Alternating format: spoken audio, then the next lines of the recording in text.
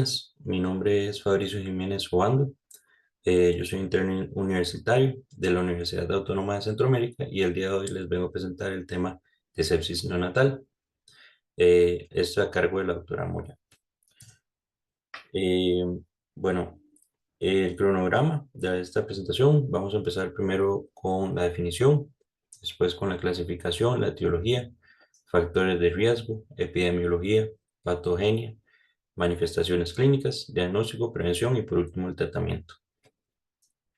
Entonces, como definición, podemos definir la sepsis neonatal como un síndrome clínico caracterizado por signos y síntomas de infección sistémica y que generalmente se acompaña de bacteriemia en los primeros 28 días de vida.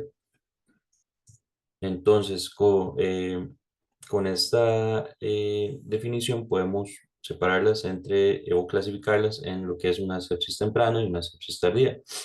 Eh, la sepsis temprana normalmente se puede clasificar cuando ocurre dentro de los primeros 72 horas de vida, o algunos también la clasifican como los primeros 7 días de vida. Esta normalmente es la que se produce en el útero, ¿verdad? A partir de una bacteria que es transplacentaria, o lo más común que sea a partir de bacterias que ascienden y que entran en el útero desde el entorno vaginal, y cuando ocurre la ruptura de membranas aprovechan y se da la infección. En cuanto a la sepsis tardía, sería más bien ya los que ocurren o después de las 72 horas de vida o después de los 7 días, depende de la definición que se use. Esta se adquiere normalmente en el medio ambiente, ¿verdad? Puede ser tanto en el entorno hospitalario como en la comunidad. Eh, aquí es donde ya es muy importante, sobre todo a nivel intrahospitalario, eh, lo que es lavarse bien las manos, ¿verdad? La higiene de manos, porque es una de las fuentes más comunes de infección en postnatales. En cuanto a la etiología, vamos a tener que en la sepsis temprana, eh, las dos, sobre todo, que encontramos más común son los estreptococos del grupo B, y la E. coli, pero también podemos encontrar infecciones por Staphylococcus coagulasa negativa, Haemophilus influenzae y Listeria monocytogenes. En cuanto a la sepsis tardía, eh, esta al ser adquirida más bien en el ambiente, ¿verdad?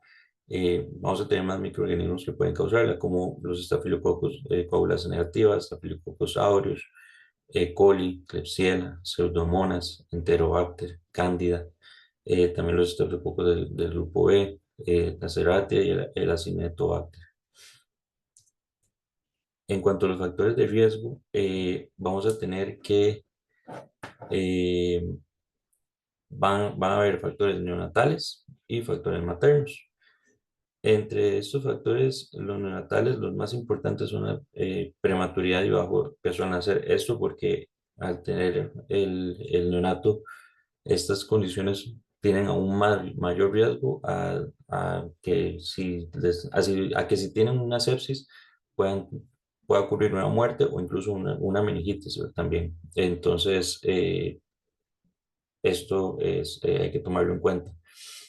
También la asfixia, la hipoxemia, la acidosis, el primer gemelo, el líquido amniótico meconizado, el estar en una unidad de cuidados intensivos neonatales y una puntuación baja de Apgar también son factores que pueden propiciar una sepsis.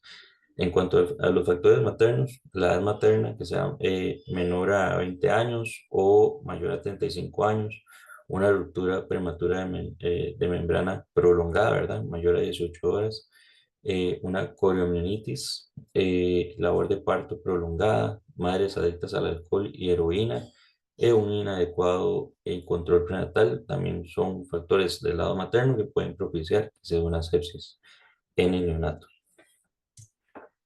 En cuanto a la epidemiología, normalmente ocurre entre 2.2 a 9 casos por cada 1.000 recién nacidos, y si no es tratada, la sepsis tiene una mortalidad incluso del 50%. Entonces es muy importante saber identificarla a tiempo porque tiene una mortalidad bastante alta. Bueno, como anteriormente dije, el riesgo de muerte o de meningitis en sepsis es mayor en bebés con bajo peso al nacer que en recién nacidos a término. En cuanto a la patogenia, bueno, la sepsis temprana se va a adquirir por medio de una transmisión vertical. Eso a partir de que asciende, digamos, el microorganismo puede ascender hacia el líquido amniótico o que pues, también se puede dar a través del canal de parto, ¿verdad? Cuando se está en el trabajo de parto o en el mismo parto. En cuanto a la sepsis tardía, esto es se puede dar a través de una transmisión horizontal, ¿verdad? Del personal sanitario, del entorno, y también se puede dar verticalmente, esto porque primero se da una colonización inicial que posteriormente va a evolucionar a una sepsis tardía. En cuanto a las manifestaciones, vamos a tener que estas manifestaciones son poco específicas, ¿verdad? Y a veces hasta tienen signos focales de infección. Eh, Entre estas manifestaciones podemos tener lo que es la inestabilidad térmica, la hipotensión, mala perfusión con palidez y piel moteada, acidosis metabólica, taquicardia o bradicardia, apnea, dificultad respiratoria, cianosis, irritabilidad, letargo, convulsiones, intolerancia alimentaria, distensión abdominal, ictericia, petequias, púrpura y hemorragias. Este, Estas son bueno, bastantes manifestaciones, ¿verdad? Que nos pueden llegar a hacer pensar, sin embargo, no es algo que nos diga el paciente está con sepsis. Entonces, podemos sospechar a partir de estas manifestaciones. Y complicaciones que se pueden dar posteriores a una sepsis pueden haber complicaciones respiratorias como una hipertensión pulmonar, cardiovasculares como una insuficiencia cardíaca, incluso un shock, cerebrales, un edema cerebral, una trombosis o incluso las convulsiones, y a nivel hematológico, una disfunción de la médula ósea que nos va a llevar a una neutropenia, una trombocitopenia o una anemia y una coagulación intravascular diseminada. En cuanto a lo que es el diagnóstico, bueno, es importante realizarle un hemograma. En este hemograma podemos encontrar o una leucopenia o una leucocitosis, también neutropenia y muy importante ver las relaciones bandas-neutrófilos que normalmente pueden dar mayor a 0,12, también una relación de inmaduros con segmentados mayor a 0,2 y bandas totales mayor a 500 con trombocitopenia menor a 100.000. En cuanto al frotis de sangre periférica, se puede observar una granulación tóxica y vacuolización. Esto es lo que podemos observar en la imagen de la izquierda, este, donde se ven, digamos, como más azulado, por decir así, el, ¿cómo se llama? El polimorfo nuclear. En cuanto también se puede observar lo que son cuerpos de Dole y eso va a ser estas inclusiones como citoplasmáticas azules que se ven, si ven la imagen de la derecha, se puede ver unos puntitos azules, esos son los cuerpos de Dole y pueden ser simples o múltiples y lo que normalmente son restos de retículos endoplasmáticos rugosos. Después también se puede usar lo que son las reactantes de fase aguda, como la PCR, que esta se va a elevar normalmente en infecciones o inflamación y aumenta a las 24 horas y también tiene un pico entre los 2 a 3 días. Y tal la procalcitonina, ¿verdad? Puede en los primeros 24 horas de vida haber un aumento fisiológico y también se puede surgir a partir de afecciones no infecciosas, eh, como la asfixia perinatal, hipoxemia neonatal, dificultad respiratoria, falla hemodinámica, neumotórax y hemorragia interventricular. También puede haber una elevación de este. Sin embargo, eh, el punto de corte, que es 2,4 nanogramos por mililitro, tiene una alta especificidad y sensibilidad.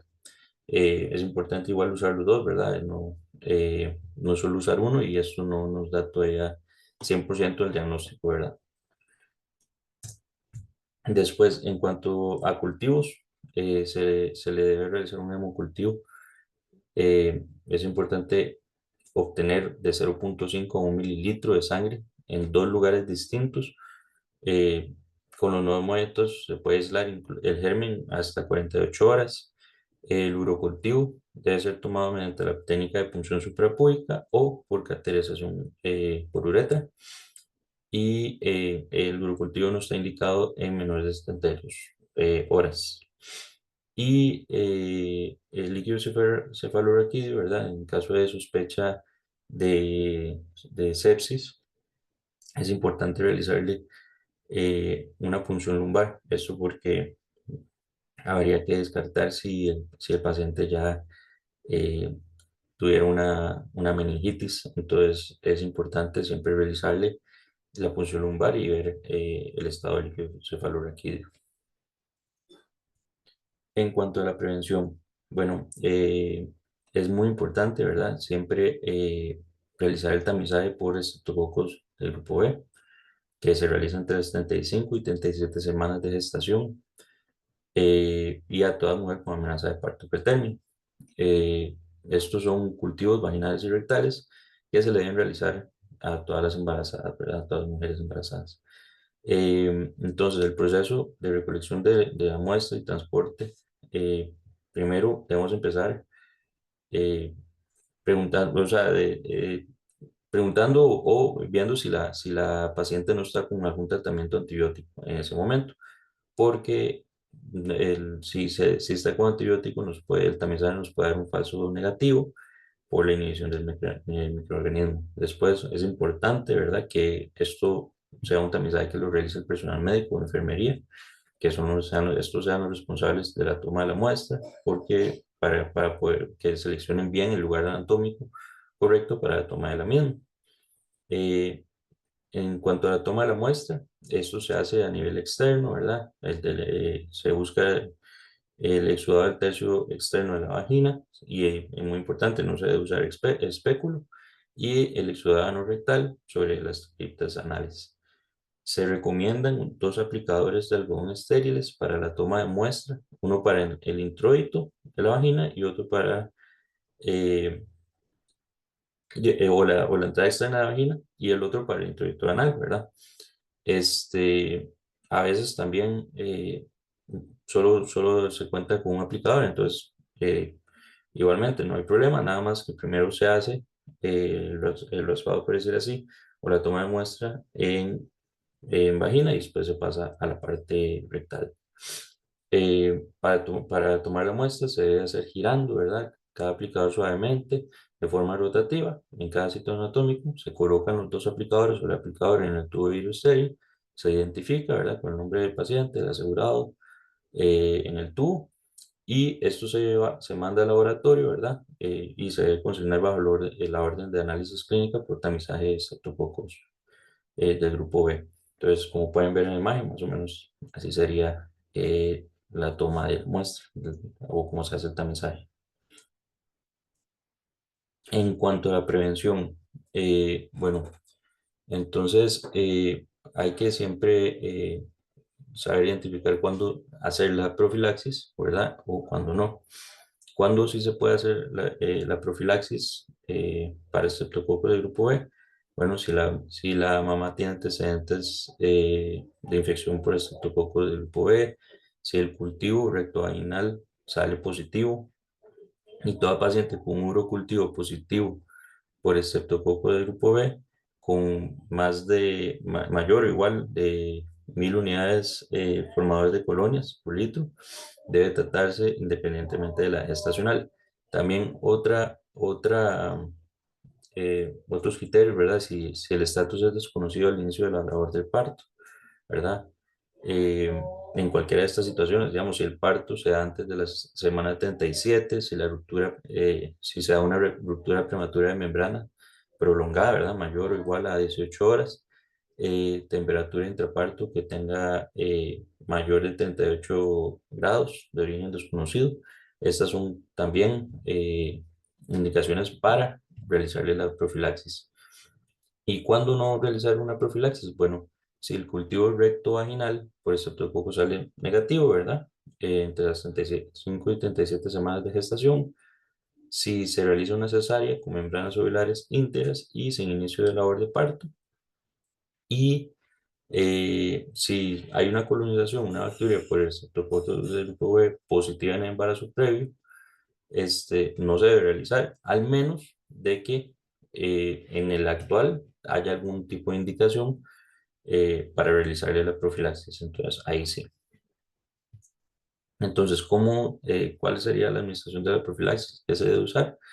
Bueno, primero, ahí tiene que cumplir los criterios de aplicación y segundo, que también es importante que se debe aplicar 4 horas antes del parto. ¿Qué se utiliza? Bueno, la penicilina G sódica se utiliza primero 5 millones de unidades IV como dosis inicial y después se sigue con 2,5 millones de unidades IV cada 4 horas hasta el momento del parto. También otra opción es la ampicilina, 2 gramos IV, dosis inicial, y 1 gramo IV cada 4 horas hasta el parto. Y si fuera el caso que eh, la mamá es alérgica a penicilina, se puede usar clindamicina, 900 miligramos cada 8 horas IV hasta el parto. Es importante también que si la paciente ha sido tratada por un grupo cultivo positivo eh, de Streptococcus en las 5 semanas previas, no se debe dar profilaxis. Y bueno, en cuanto al tratamiento de la sepsis, ¿verdad? Se puede ir en el tratamiento de sepsis temprana y sepsis tardía. La sepsis temprana, normalmente vamos a utilizar lo que es ampicilina más aminoglucósidos, puede ser genta o amicacina. Y si hay sospecha de meningitis, se puede utilizar o presencia ampicilina más cefotaxima. En cuanto a la sepsis tardía, lo vamos a dividir el tratamiento dependiendo si está hemodinámicamente estable o si no está hemodinámicamente estable. Entonces, si está hemodinámicamente estable, usamos oxacilina más aminoglucósidos. Y si no está hemodinámicamente estable, usamos oxacilina con cefotaxima o ceftazidima. Y bueno, esta sería la bibliografía. Muchas gracias por su atención.